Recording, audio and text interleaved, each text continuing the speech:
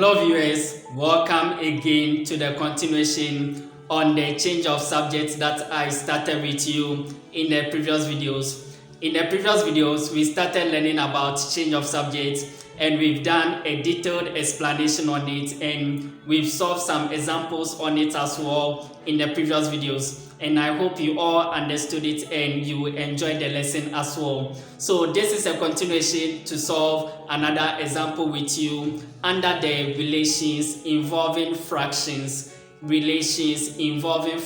So still under the change of subject, we are looking at relations involving fractions. As you can see from the board, I've written relations involving fraction, and we started this in the first video and we've solved an example on it and we've done a detailed explanation on it as well. So this is a continuation to solve another example with you. As you can see from the board, I've written example 2, so it means we've already done example 1 in the first video. Okay, so this is a continuation to solve another example with you so that you get a good understanding of it. So let's go ahead and tackle the example 2 that I have on the board. So example 2, it says make P the subject of the relation A equals 1 over 2 into bracket P plus B bracket close B multiplied by H. Okay, so we are being asked to make P the subject from the given equation. Okay, so and I've explained to you in the first video that when we talk about relations involving fractions under the change of subject,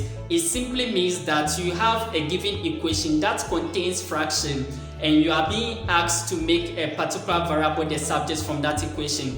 Okay, that's it about relations involving fractions under the change of subject. Okay, let me repeat it one more time. Okay, so when we talk about relations involving fractions under the change of subject, it simply means that you have a given equation that contains fraction and you are being asked to make a particular variable the subject from that equation. Okay, so that's it about relations involving fractions under the change of subject. Okay, so let me handle the example that we have on the board. Okay, so I'm going to write down my solution and I'm going to repeat the equation given. So we have A equals 1 over 2 into bracket P plus B bracket close B multiplied by H. Okay, so we are being asked to make P the subject from this given equation. Okay, and I've explained to you from the first video that anytime you have an equation that contains fraction, the first thing to do is to multiply through by the LCM. Okay, so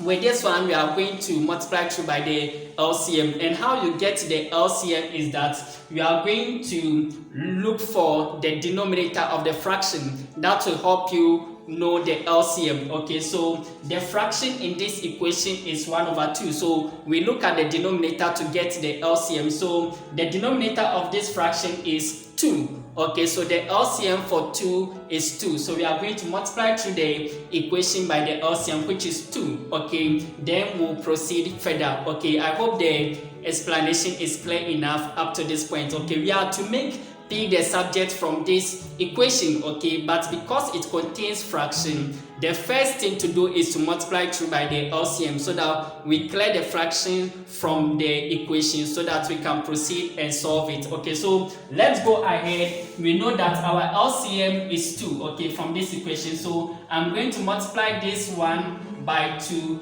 and the whole of this is also by 2 because the whole of this is one term on its own because they are multiplying. Okay, so the 1 over 2 into bracket P plus B multiplied by H, it is one term on its own because they are multiplying. Okay, so we treat it as one term. Okay, so whilst we multiply the A by the LCM, which is the 2, we multiply this whole thing also by the LCM, which is 2. Okay, we treat it as one term because they are multiplying. I hope the explanation is clear enough. So let's go ahead. So I'm going to have 2 times A equals to 2 times 1 over 2 into bracket P plus B bracket close B multiplied by H. Okay, so let's go ahead and simplify further. Okay, so these 2 and these 2 will cancel away. So these 2 and these 2 cancel away. Then we just need to take your time and write what you have left. Okay, so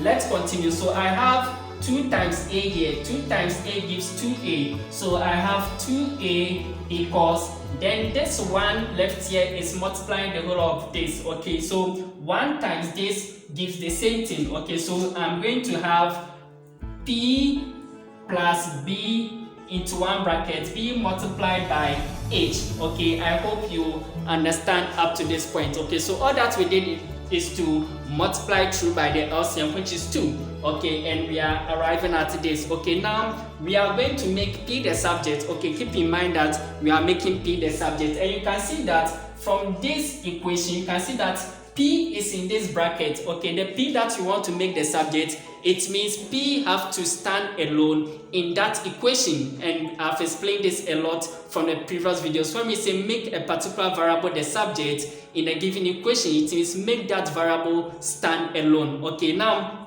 with this equation, we can see that p is in this bracket, okay, so before we can attempt to make p stand alone, we need to first open the bracket, and for us to open that bracket, h will multiply everything in the bracket, okay, so we are going to apply the removal of brackets that we've learned under the algebraic expression, okay, so the h will open the bracket by multiplying each term in the bracket, so I'm going to repeat my 2a, which is here, equals to, okay, I hope you are following, so this h times the p will give ph, okay, then you bring your plus sign, which is here, h times the b will give bh, and I hope you understand up to this point, okay. So now the next thing is that we have to move this bh away, okay, so that we can have ph to stand alone, then we think of what to do again to make h stand alone, okay. So let's start by moving this bh away,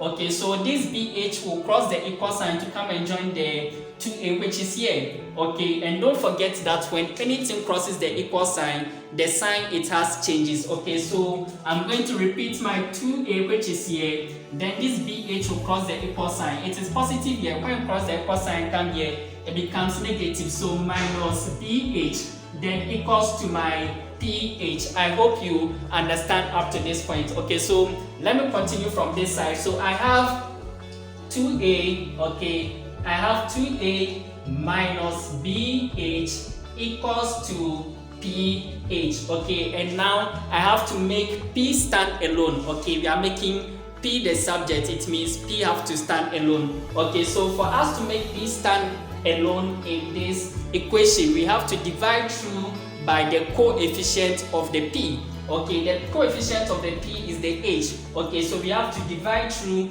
by the coefficient of the p, which is the h, okay, so that p can stand alone in the given equation, okay. So I have 2a minus bh equals to ph, okay, so I'm going to divide through by h, okay, so I'll divide here by h, okay, I hope you agree with me up to this point, then I'll divide here also by h, okay, so let me write this h wall, okay, so that you see it, so I divide both side of the equation by h, okay, so that this h and this h can cancel away, okay, so just take your time and repeat what you have left, okay. So I'm going to have 2a minus bh all over h, okay, equals to p, okay, and this is your final answer for making p the subject of the given equation, okay. So you can rewrite it as p equals 2a minus bh all over h is the same thing, okay. So you can see that from this equation p is standing alone, so it means we've made p the subject of the equation, okay. So I hope the explanation was clear enough and you understood it as well, okay. So this is how to handle relations involving fractions under the change of subject. Please don't forget to like the video and also share the video as well. See you again in another video once we solve more examples on this. Bye bye.